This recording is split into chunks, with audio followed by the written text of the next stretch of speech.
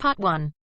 Listen to the conversation between Bob Wills, who is a foreign student advisor at a language school, and Angela Tung, who is a student, and complete the form.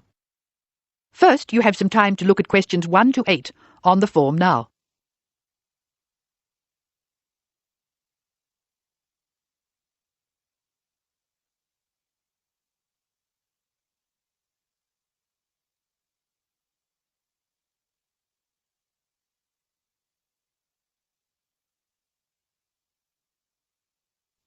You should answer the questions as you listen because you will not hear the recording a second time.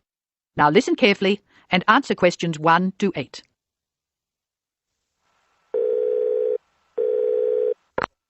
Hello, Foreign Student Advisor's Office. This is Bob Wills speaking. Can I help you? It's Angela Tung here, Bob. I'd like to make a request for special leave. Can I do that over the phone? Hello, Angela. You can make that request by phone, but I'll have to fill the form out. Let me get the special leave form. OK, here it is. Tell me your student number, please. It's H for Harry, 5712. H5712. OK. What's your address, Angela? I live at 10 Bridge Street, Tamworth. 10 Bridge Street, Tamworth. And your phone number? The telephone number's 8106745. Thanks. What course are you doing? I'm in the writing class. Writing. Who's your teacher this term? Mrs. Green. She spells her name like the colour. Thanks. When does your student visa expire? Let me look. July 15. July 15. OK. Which term do you want to take leave? Do you want dates? First, I have to write a term number. When do you want to take leave? In term 1. OK, term 1. Now, can you tell me what are the exact dates? I'd like to be away May 31 to June 4. OK, I've got that. You'll miss 4 working days between May 31 and June 4. Is that right? Only 3. I'll be away over a weekend. I'll be back at my classes on June 5, so that's 3 days away. Look at questions 9 to 12.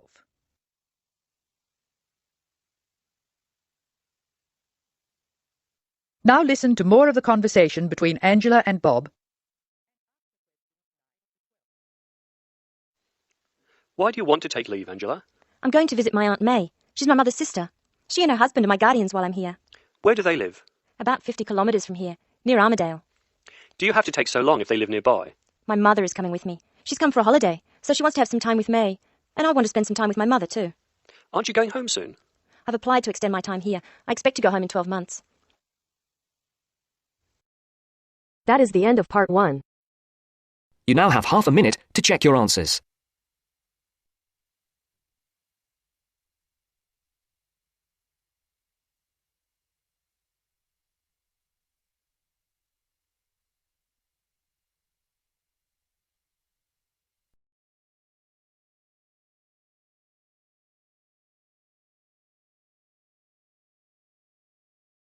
Now turns to Part 2.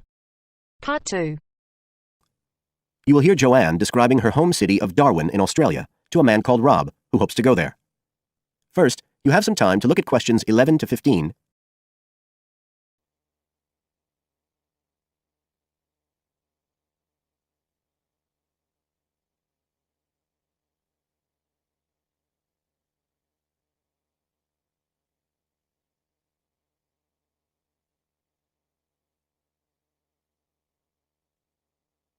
Now listen carefully and answer questions 11 to 15. Joanne? Hi, you must be Rob. Nice to meet you. So, I hear you're planning to visit Australia. Yeah, and I really wanted to talk to you because I was thinking of spending some time in Darwin, and my sister told me you're from there. That's right. So, tell me about it. Well, where shall I start? Well, Darwin's in what they call the top end because it's right up at the northern end of Australia and it's quite different from the rest of Australia in terms of cultural influences. In fact, it's nearer to Jakarta in Indonesia than it is to Sydney, so you get a very strong Asian influence there. That means we get lots of tourists. People from other parts of Australia are attracted by this sort of international cosmopolitan image. And as well as that, we've got the same laid-back atmosphere you get all over Australia, probably more so, if anything, because of the climate. But what a lot of the tourists don't realise until they get there is that the city's also got a very young population. The average age is just 29, and this makes the whole place very buzzy. Some people think that there might not be that much going on as far as art and music and dancing and so on are concerned because it's so remote. I mean, we don't really get things like theatre and opera in the same way as cities down in the south, like Sydney, for example, because of the transport expenses. But in fact, what happens is that we just do it ourselves. Lots of people play music, classical as well as pop, and there are things like artists groups and writers groups and dance classes. Everyone does something. We don't just sit and watch other people. You said it's very international? Yeah, they say there's over 70 different nationalities in Darwin. For instance, there's been a Chinese population there for over 100 years. We've even got a Chinese temple. It was built way back in 1887, but when a very bad storm, a cyclone in fact, hit Darwin in the 1970s, it was almost completely destroyed. The only parts of the temple that survived were part of the altars and the stone lions. But after the storm, they reconstructed it using modern materials. It's still used as a religious centre today, but it's open to tourists too, and it's definitely worth going to see it. Oh, and as far as getting around goes, you'll see places that advertise bicycles for hire, but I wouldn't recommend it. A lot of the year it's just so hot and humid. Some tourists think it'll be fine because there's not much in the way of hills and the traffic's quite light compared with some places, but believe me, you're better off with public transport. It's fine and not expensive. Or you can hire a car, but it's not really worth it. What's the swimming like? Well, there are some good beaches, but the trouble is that there's this nasty creature called the box jellyfish, and if it stings you, you're in bad trouble. So you have to be very careful most of the year, especially in the winter months. You can wear a lycra suit to cover your arms and legs, but I wouldn't like to risk it even so, personally. And there are the saltwater crocodiles too. I mean, I don't want to put you off. There are protected swimming areas netted off where you'll be safe from jellyfish and crocs, or there are the public swimming pools. They're fine, of course. You now have some time to look at questions 16 to 20.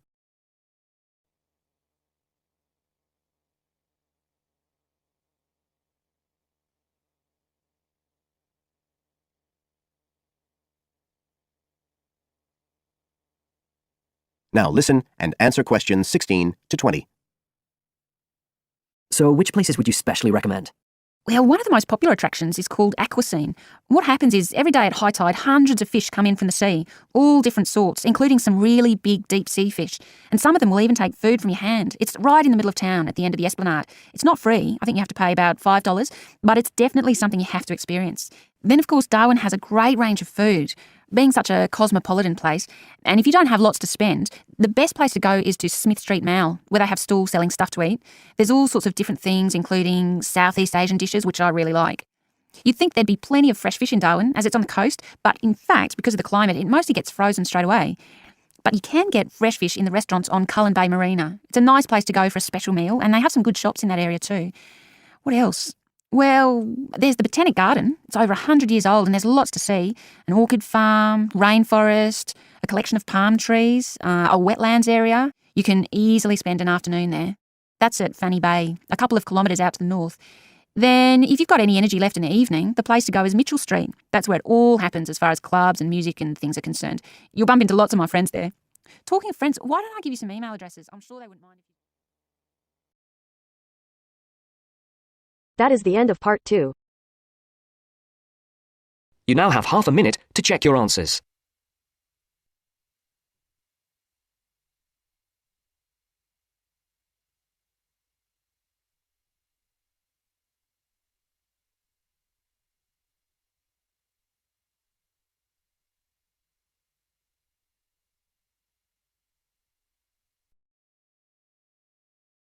Now turns to part 3.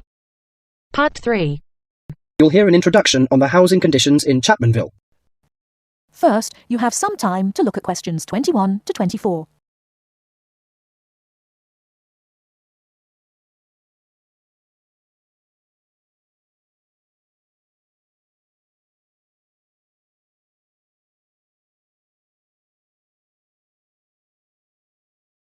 Now, listen carefully and answer questions 21 to 24.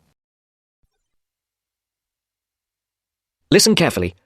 Hi, I'm Gavin Murray. I'm the rental manager for the Central Chapmanville Real Estate Agency. I'm a real estate agent, much like any other, in that I help people buy and sell houses. But about half of my time is spent working to assist people in renting houses and flats. I've been in this business for a dozen years now, and I know the city very well, in terms of which areas are the better places to live and how much it costs to rent in these areas.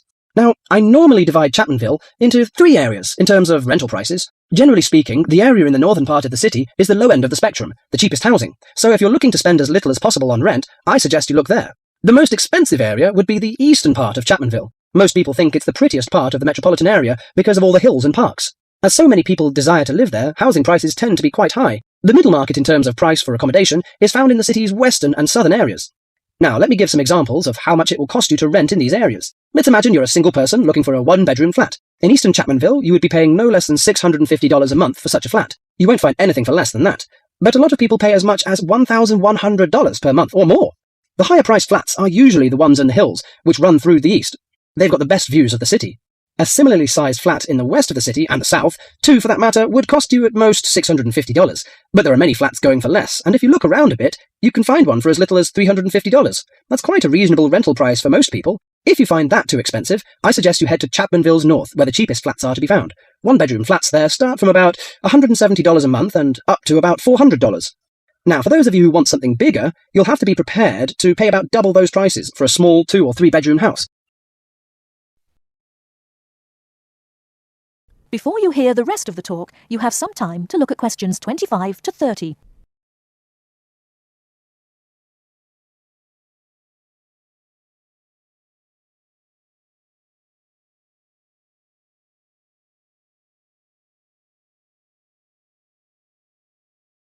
Now listen and answer questions 25 to 30.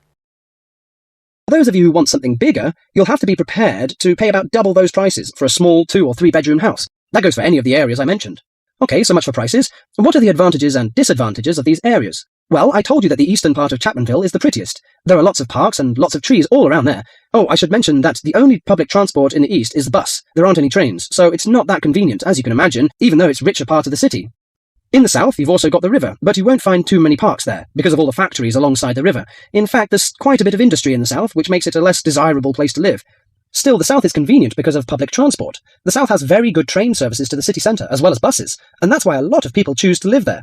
I said earlier that western and southern parts of Chapmanville are about the same in terms of the price you pay for accommodation. They also have the same sort of public transport services, but the two areas are quite different in other ways. The west is next to the bay, so it's quite attractive in that sense, but there are a couple of problems with the west. One is that the bay is polluted. So polluted, in fact, that you wouldn't want to swim there.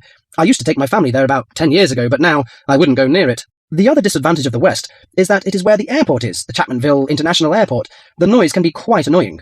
Lastly, the north. In northern Chapmanville, as I said before, housing is cheap, quite cheap in fact, but you pay in other ways. For example, the area is very low and made up entirely of wetlands. It's beautiful in a way, but it attracts an incredible amount of insects for most of the year. The mosquitoes there are really bad. This makes things quite unpleasant, and so few people have any real wish to live there. But if money's a problem, that's the place to go. Just bring your insect repellent. Let me finish by again welcoming you all to Chapmanville, and wishing you good luck in finding accommodation and settling down in whichever part of the city which suits you best. That is the end of part 3.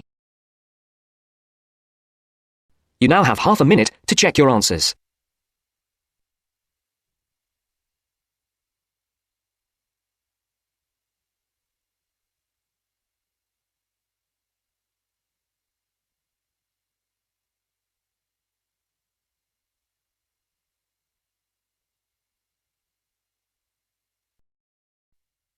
Now turns to part 4. Part 4. You are going to hear a lecture on ecology. First, you have some time to look at questions 31 to 35.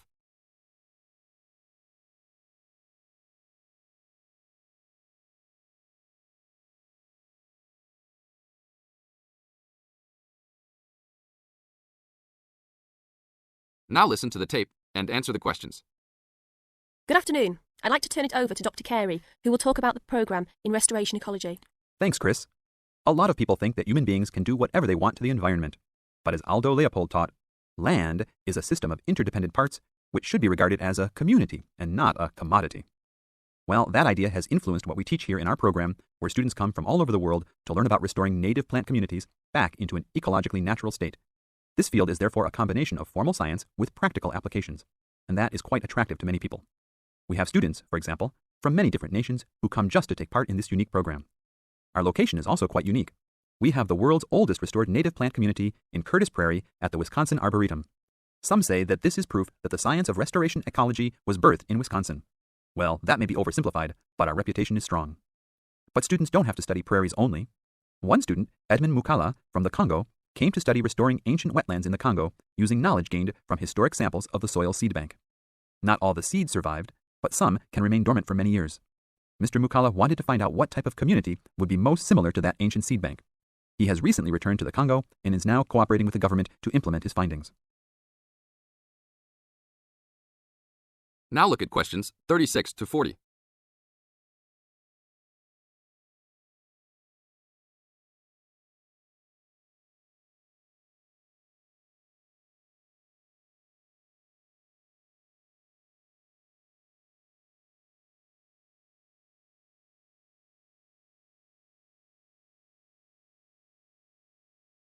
As the talk continues, answer questions 36 to 40. So the only prerequisite for doing research here is that it is a native plant community. That means not just prairies, but wetlands, woodlands, savannas, and other environments. We're proud of the diversity of research topics in our program. And we continue to grow. This year we have 32 new students from 8 different countries. When students first arrive, they begin rigid coursework in statistics, ecology, plant identification, and the theory of landscape change. Then they take part in internships at local conservation agencies such as the Arboretum, the Nature Conservancy, the Parks Department, and others. We find internships to be crucial in helping students apply the knowledge they have gained in the classroom. And we're proud to say that, since the beginning, we have graduated 277 students with master degrees from our programs and 122 students with PhDs. Some have gone on to bigger and better things. One graduate is now the director of the Worldwide Fund for Nature in China. Another is the director of Parks Development in California. And others now lead their own research departments in universities around the world. That is the end of part 4. You now have half a minute to check your answers.